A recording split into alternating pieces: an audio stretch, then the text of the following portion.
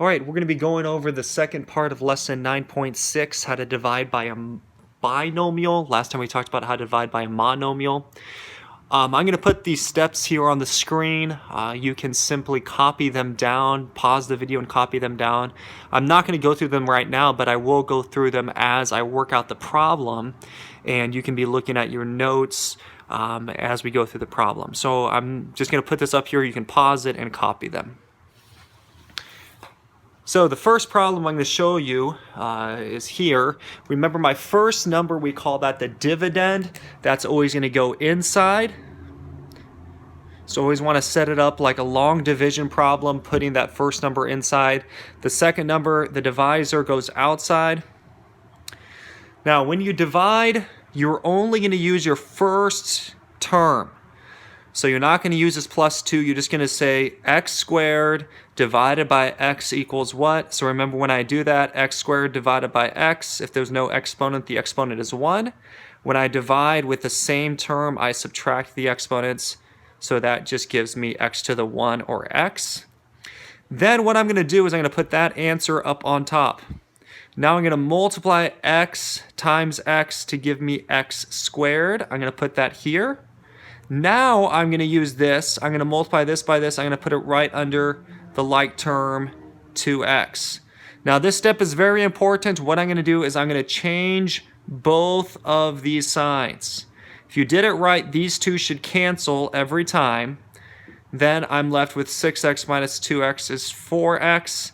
And then the next very important step is whatever is next, drop that straight down. So now you have two more terms. So after I do that, now I'm going to do the same thing that I just did, but now with this down here. So I do x, 4x divided by x. When I do that, notice the x's cancel and I'm just left with 4. It's very important here to put this addition sign, because it's not x times 4, it's x plus 4. Then do the same thing you did up here. 4 times x is 4x, and then 4 times 2 is 8. Then remember, very important, change both signs. Please do that. A lot of people get it wrong because they don't. These cancel. -9 and -8 make -17. Now, I don't have any more numbers to drop down, so this is my remainder. So what I'm going to do with that, I'm going to use that sign, and then I put that number over my divisor, the outside number. And that is my answer. So let me go through those steps one more time. The first step, we put them in descending order. These are already in descending order. If they're missing powers, I'm going to put placeholders.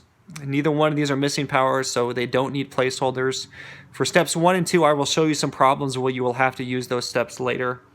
Third step, I'm going to divide my first in by my first out by my first in. So this x squared divided by x equals x. Then I'm going to multiply this top number by both this number and by this number. Then I'm putting those answers under these and changing their signs.